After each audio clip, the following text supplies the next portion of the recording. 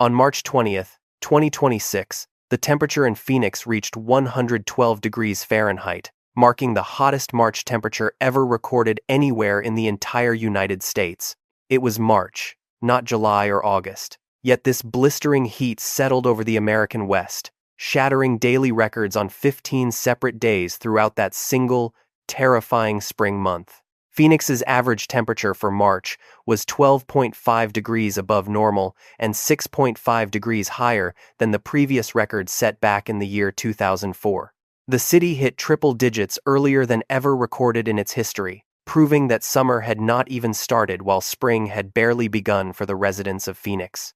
America's fifth largest city was already hotter than most of the country gets at the peak of August, turning the desert landscape into a furnace before the season changed. A massive heat dome settled over the region, creating a stagnant atmosphere where the air felt like a solid wall, radiating intense thermal energy from every single paved surface. Step out of any building in Phoenix during this period, and the heat hits you like a solid, unmoving wall that vibrates with the energy of 1,000 suns. While the thermometer might read 115 degrees, the actual temperature experienced by a human body includes the radiant heat bouncing off the asphalt, concrete, and stucco walls.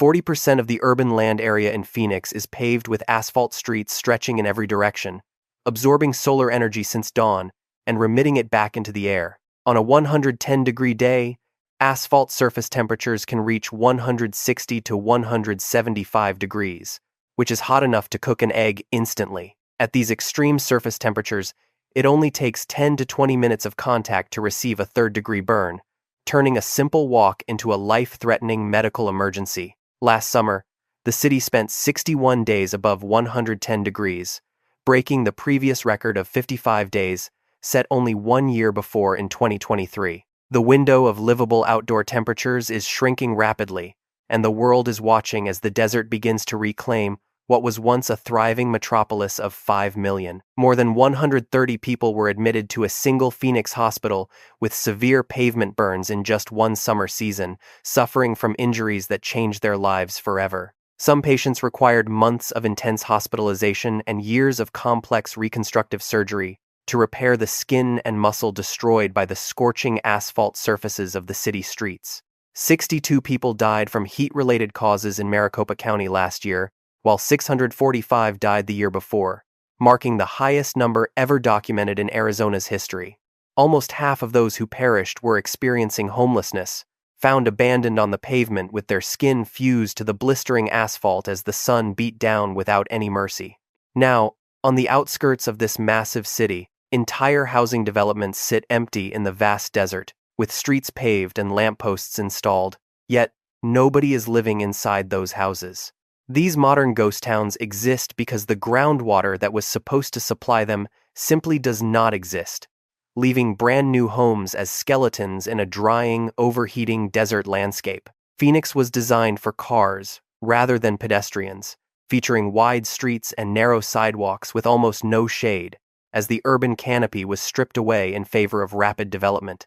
The result is an intense heat island effect, where nighttime temperatures in central Phoenix remain 10 to 15 degrees hotter than the surrounding desert areas that have natural vegetation. The city never cools down after dark because the concrete and asphalt store the day's immense heat and release it slowly throughout the night, keeping overnight lows above 90 degrees. For low-income families, the summer electric bill becomes a monthly crisis, forcing a brutal choice between paying hundreds of dollars for air conditioning or buying enough groceries to feed children. For those without a home, Phoenix in July is a literal death trap, where encampments on concrete surfaces radiate lethal heat that reaches the body from every direction at once. People die at bus stops, waiting for transit that takes too long, or inside tents, where the interior temperatures can exceed 140 degrees during the peak of the day. Heat stroke kills by shutting down vital organs one by one as the brain swells and the heart stops, happening in as little as 2 hours without shade, water, and rest. Many indoor heat deaths involve the elderly living alone, discovered days later after their air conditioning units failed or the power was shut off because they could not afford it. Children cannot play outside for months as schools cancel recess and playgrounds with metal surfaces become burn hazards, destroying the childhood experience that most Americans take for granted every year. Worker productivity declines in outdoor industries like construction and landscaping, yet the state has no specific regulations requiring employers to provide water, shade, or breaks for these workers. Despite new mounting horrors, the population continues to grow, as thousands of new residents arrive from cooler states, completely unaware of the fragility and danger of the environment they call home.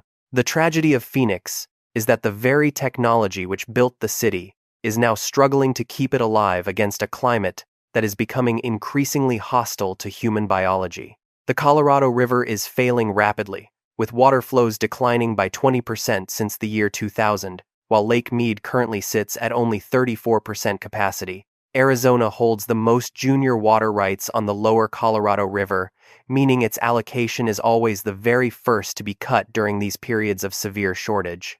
The Central Arizona Project has already seen significant reductions that have completely eliminated water deliveries to many agricultural users throughout the entire desert region in recent years. The groundwater situation reached a terrifying crisis point in 2023 when state officials announced that supplies were insufficient to support any more rapid suburban expansion in Phoenix.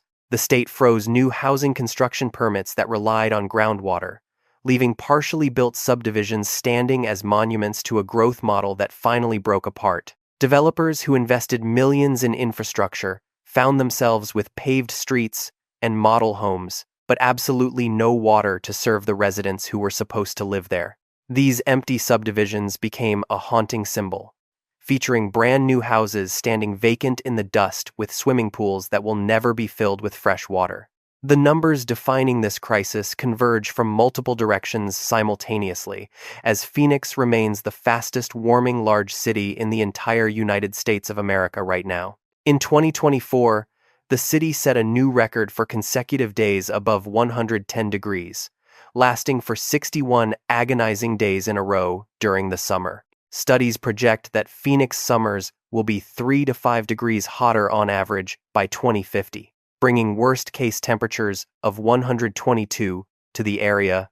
Groundwater is being mined unsustainably as aquifers decline, and unlike surface water, these ancient underground reservoirs take decades or even centuries to recharge naturally through the desert soil. Existing wells are being pumped deeper every year because the water table is dropping, creating a permanent structural deficit that the desert environment simply cannot recover from easily. The electrical grid approaches its absolute limits as 4.9 million people run their air conditioning units simultaneously during every single record-breaking heat wave in the city. Air conditioning in Phoenix is not just a luxury or an option, it is essential life support that keeps millions of people safe from the killing heat outdoors. A widespread power outage during a summer heat wave would be a mass casualty event where indoor temperatures could exceed 100 degrees within just a few short hours. The elderly, small children, and those with serious medical conditions would be at immediate and lethal risk without a reliable way to cool their living environments during July. Scientists state that between 100 and 110 degrees, areas with large numbers of people become functionally uninhabitable as the duration of heat increases every year. Maricopa County is identified as being at risk of becoming completely uninhabitable to humans within the next 20 to 40 years due to these compounding environmental and infrastructure factors. The explosive growth of the city was built on assumptions that are now breaking apart, from the river volume to the accessibility of our precious and dwindling groundwater. Every single assumption is failing at once, proving that the brutal summers are no longer staying within a range that human biology can reasonably survive for very long periods. As water disappears and heat intensifies, the economic pressure builds, with insurance costs rising and worker productivity declining across all essential outdoor industries in the state of Arizona. The Bureau of Reclamation has stopped calling this a drought, describing the current situation as a permanent and irreversible shift in the hydrology of the entire Colorado River. For a person with a home and air conditioning, Phoenix in summer is uncomfortable but survivable, moving from cooled houses to cooled cars and cooled offices every single day. However, for low-income families, the choice between paying the electric bill and buying groceries is a monthly crisis that forces thousands of people to live in dangerous heat conditions. Summer electric bills for a modest Phoenix home often exceed $300 to $400 per month, representing a significant and crushing percentage of a minimum wage income. Some families set their thermostats much higher than is safe to reduce costs, or they live in a single room with a small air conditioner while closing off the rest.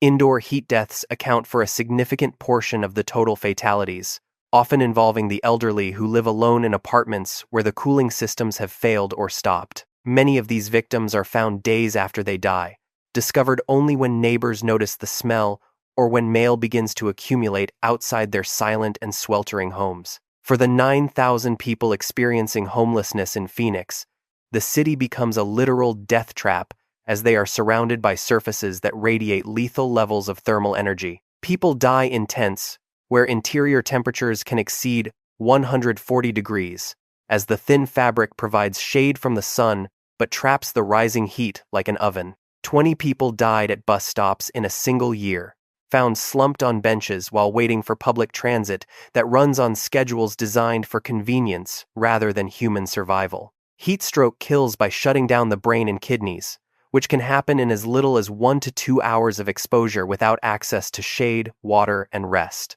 Almost half of all heat-related deaths in Maricopa County involve people experiencing homelessness, with the vast majority of the victims being men over the age of 50 years old. 57% of these deaths involve substance use, with stimulant drugs present in nearly 90% of those cases, compounding the body's inability to regulate its own core temperature. Children are also victims of this environment, as they cannot play outside for months at a time, with schools being forced to cancel outdoor recess whenever temperatures exceed 110. Playgrounds with metal surfaces become extreme burn hazards that can injure a child in seconds, destroying the childhood experience of playing outdoors that is taken for granted elsewhere in America. Athletic practices must be moved to the early morning hours or canceled entirely to prevent young athletes from collapsing under the weight of the sun's relentless and unforgiving radiation. The Arizona Burn Center reported that 14 people died from their pavement burn injuries in a single year, highlighting a horror that barely even existed 20 short years ago. Nurses describe patients arriving with burns covering large portions of their bodies after falling or lying on pavement that destroys skin, muscle, and sometimes even the bone underneath the surface. Treatment involves debriding dead tissue and multiple skin grafts, followed by months of rehabilitation and extreme pain that many victims simply cannot endure during their long and difficult recovery. The social fabric of the city is stretching to its breaking point as the gap between those who can afford safety and those who cannot continues to widen every summer. Phoenix is no longer just a hot city. It is a place where your economic status directly determines whether you live or die during the 3 most brutal months of year. The Hohokam people built a sophisticated canal system in the Salt River Valley more than 1,000 years ago, irrigating the desert floor to grow crops and sustain a civilization. Their society eventually collapsed and disappeared, possibly due to a prolonged drought around the 14th century, leaving behind only ruins that would later be discovered by settlers in the 19th. Modern Phoenix was built directly upon the bones of the Hohokam on the strength of 3 transformative technologies, including air conditioning, the automobile, and engineered water delivery systems for all. The city's founders chose the name Phoenix as a deliberate reference to the mythological bird that rises from the ashes, believing they had finally conquered the desert through superior engineering. For 70 years, the system worked perfectly, as the Central Arizona Project delivered water from reservoirs hundreds of miles away, allowing a small population to grow into millions. However, climate scientists now warn that by 2050, the frequency of extreme heat waves will increase substantially, making the environment progressively more hostile to any form of habitation. If the cooling systems fail or the water stops flowing, the myth of the phoenix rising from the ashes might become a tragic irony for the 5 million residents there. The window for survival is closing as the planet warms, and the once thriving metropolis faces the same environmental pressures that destroyed the ancient civilizations which occupied this valley. Somewhere between 100 and 110 degrees, the urban landscape becomes functionally uninhabitable, and Phoenix already spends months every year far above that critical thermal threshold. We must ask if we are repeating the mistakes of the past, ignoring the limits of nature while building an empire of glass and concrete in the heart of furnace. The ancient canals still exist beneath the modern streets, serving as a silent reminder that no amount of engineering can protect a society when the life-giving water finally disappears. As we look toward the year 2050, the survival of Phoenix depends on a total transformation of how we live. Or it may simply return to the desert dust. The question remains whether the modern Phoenix will rise again, or if it will be the final chapter for human life in this beautiful but increasingly deadly desert valley.